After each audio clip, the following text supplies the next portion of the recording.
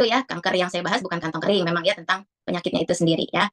Nah, kalau kita ngomongin kanker, beberapa waktu yang lalu kita sudah belajar kan tentang antioksidan ya, artinya racun-racun yang ada di dalam tubuh. Kenapa kita mesti waspada nih tentang kanker ya? Kanker ini adalah bisa jadi awalnya ada benjolan gitu ya di dalam tubuh kita, atau yang memang jelas kelihatan gitu. Ada benjolan, semakin lama semakin besar, ada keluhan-keluhan. Bahkan bisa jadi waktu awal-awal tidak muncul gitu ya, benjolannya tidak nampak di penglihatan kita, tapi ada keluhan-keluhan yang terkait juga ya. Nah, nanti kita akan bahas ya. Kenapa kita mesti waspada? Karena ternyata sekarang prevalensi ya, angka kejadian kanker di Indonesia dari 1.000 penduduk itu yang kena kanker itu 1 orang. Wah, jadi dari 1.000 orang ya, kalau di satu RT itu sekitar 400, berarti sekitar 3 RT itu pasti ada 1 orang yang kena kanker, teman-teman. Dan ini di Indonesia sendiri sudah menjadi urutan ke-8 ya di Asia Tenggara sebagai negara dengan angka kankernya paling tinggi. Dan ini menjadi penyebab kematian nomor 2 di dunia gitu ya. Kalau pada jenis kelamin perempuan paling banyak memang kankernya terkait dengan kanker payudara dan kanker leher rahim. Sementara pada laki-laki ini paling banyak adalah kanker paru, juga kanker kolorektal ya, artinya saluran cerna. Nah, ini kita lihat nih di sisi kiri ya. Mungkin kalau tadi saya bilang antara 1.000 orang itu kemungkinan untuk kena kankernya 1. Tapi di beberapa provinsi ini angkanya jauh lebih tinggi dari 1/1000 ya. Bahkan ada yang 2/1000, ada yang sampai 3,6 kali gitu ya per 1.000 orang untuk terkena kanker. Sehingga ini jadi kewaspadaan bagi diri kita ya, termasuk juga untuk keluarga kita ya. Jangan sampai diri kita atau keluarga kita, orang-orang di sekeliling kita terkena penyakit ini. Karena bisa juga kita cegah ya dengan beberapa cara. Nah, sebenarnya kanker ini apa sih, Dok, gitu ya. Kalau kita kemarin sudah belajar tentang antioksidan ya, ada zat-zat di dalam tubuh kita yang dia ini sifatnya bisa merubah sel-sel di dalam tubuh kita, bahkan bisa sampai merusak DNA ya. Jadi organ tubuh kita itu paling kecil, satuannya adalah sel. Di dalam sel itu ada lagi namanya DNA. Kalau terjadi perubahan pada struktur, pada bentuk dari DNA itu sendiri ya, atau terjadi perubahan dari konten DNA-nya itu ya, maka terjadi mutasi, inilah yang akan menjadi cikal bakal kanker. Kalau kita tahu ya, kanker itu kan ada yang diturunkan ya, genetik dari orang tua. Seberapa banyak? Sebenarnya nggak banyak. Yang genetik itu hanya 5-10% saja. Sisanya itu memang yang kita dapatkan kemudian ya. Apakah itu pengaruh dari makanan ya? Ada zat-zat yang disebut karsinogen. Karsinogen ini adalah zat-zat yang bisa menyebabkan cikal bakal kanker di dalam tubuh kita. Apa aja itu? Salah satunya adalah dari paparan sinar ultraviolet dari matahari ya, di jam-jam tertentu, di atas jam 10, di atas jam 12, di atas jam 2, itu adalah waktu-waktu yang sangat tidak dianjurkan ya. Kalau nggak penting-penting banget, jangan keluar rumah, apalagi tidak pakai pelindung, nggak pakai payung, tidak pakai sunscreen, ya, tidak pakai topi, misalnya kayak gitu. Jadi kita meminimalisir. Kalau jam 8 sampai jam 10 itu kita boleh, bahkan kita dianjurkan untuk berjemur 10 menit sampai 15 menit ya, untuk mendapatkan efek baik dari sinar matahari. Tapi di atas itu sebaiknya kita minimalisir ya. Kemudian kalau kita merokok, kemudian makan goreng-gorengan ya, makan sesuatu yang mengandung lemak jenuh tinggi, sesuatu yang dibakar-bakar, itu juga menjadi cikal bakal karsinogen tadi ya, bisa berefek kepada tubuh, dia akan menyebabkan perubahan struktur pada DNA, bahkan sampai mutasi DNA-nya, dia akan menjadi cikal bakal kanker, termasuk mengkonsumsi alkohol.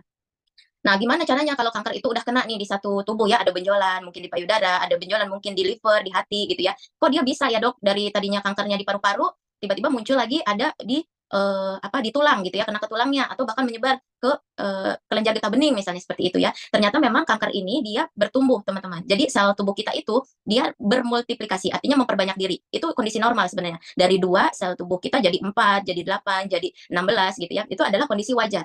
Yang tidak wajar pada saat ada perubahan, ada mutasi dari DNA tubuh kita, dia akan bermultiplikasi dalam jumlah frekuensi yang tidak terkendali. Yang tadinya dari 2 jadi 4, dia bisa dari 2 itu jadi 16. Dari 16 itu jadi 100 gitu ya. Jadi tidak terkontrol lagi sama tubuh ya, proses bermultiplikasinya tadi. Dan dia sangat bisa menyebar lewat pembuluh darah dan juga kelenjar getah bening ya. Ini yang menyebabkan kankernya bisa menyebar ke berbagai organ tubuh yang lainnya.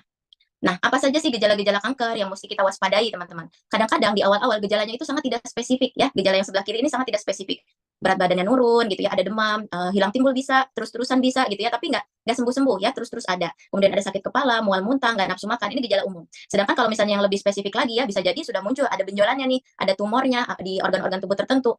Apakah terasa kok di perutnya keras ya, kok di payudaranya ada benjolan ya, kok ada di bagian-bagian tubuh lain, di tangan, di kaki gitu ya, kok muncul benjolan dan semakin lama semakin membesar. Yang harus kita waspadai kalau semakin lama semakin membesar, atau yang tadinya tidak nyeri jadi nyeri. Kemudian kalau di suara ya, terjadi perubahan suara, ada batuk-batuk yang tidak sembuh-sembuh, kemudian ada perubahan buang air besar dan buang air kecil ya, termasuk juga kalau kita ada tai lalat, terjadi perubahan tai lalat ya, entah itu membesar, entah itu semakin bertambah.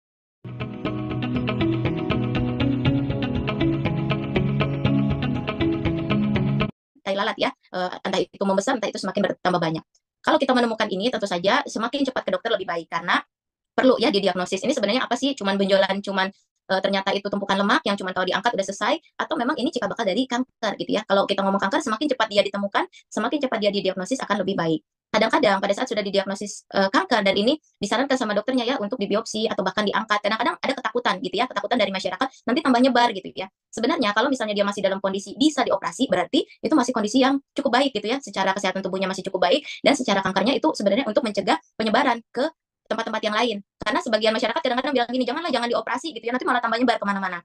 Ini paradigma yang kurang tepat ya, karena memang operasi ini diperlukan untuk menghentikan penyebaran kankernya itu supaya tidak menyebar ke sel-sel yang lain, ke organ-organ yang lain. Setelah operasi bisa jadi ya untuk mematikan sisa-sisa sel kankernya dibutuhkan kemoterapi. Meskipun tidak semua kanker bisa dilakukan kemoterapi. Kadang-kadang perlu juga diradiasi ya, disinar atau bahkan ya di kanker-kanker tertentu dia akan diperiksa DNA-nya, sitogenetiknya ya untuk dilakukan imunoterapi. Jadi terapi-terapi yang spesifik terhadap kankernya untuk mematikan sel-sel kanker. Nah, kalau kita pengen mencegah nih ya, intinya ya jaga pola hidup sehat lah ya, nggak minum alkohol, termasuk juga tidak bergadang ya. Kenapa bergadang itu bahaya?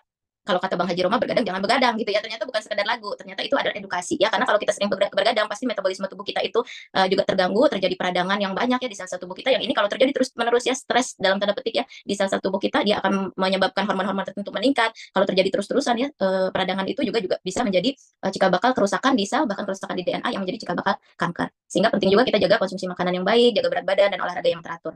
Bagaimana dengan efek propolis gitu ya? Seberapa propolis ini sangat membantu ya, bukan saja untuk menterapi, tapi juga mencegah ya. Karena apa? Karena kita kemarin udah belajar ya, propolis itu salah satunya dia akan menghambat pertumbuhan sel kanker tadi, yang tadinya dari 2, 4, 6, 8 gitu ya, dari 2 jadi 16, jadi 100, dia akan bisa mencegah percepatan itu. Dia juga mencegah yang namanya angiogenesis. Jadi kalau sudah ada tumor, di sekitar tumor itu ada pembuluh darah yang akan mensupport tumornya sebagai makanan si tumor ini. Si propolis akan mencegah pertumbuhan tadi, pertumbuhan tumornya, sel tumornya, juga pertumbuhan sel-sel pembuluh darah yang akan mensupport si kanker, termasuk juga menghambat penyebaran sel-sel kanker ke sel-sel tubuh yang lain.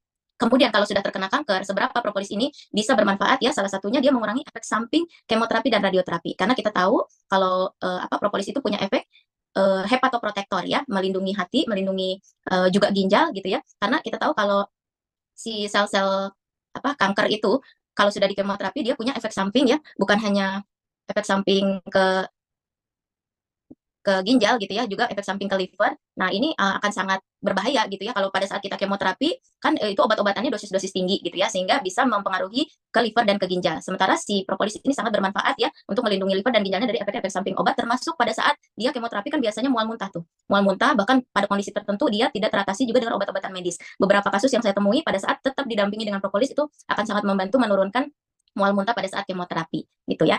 Sehingga dosisnya itu berapa gitu ya pada saat kita sudah terkena kanker, memang ini disarankan itu 10 sampai 20 tetes atau 500 sampai 1000 miligram, tapi pada saat kemoterapi yang disarankan justru dosis berat badan aja, sesuai berat badan, atau justru diturunkan sampai 4 tetes itu sudah cukup gitu.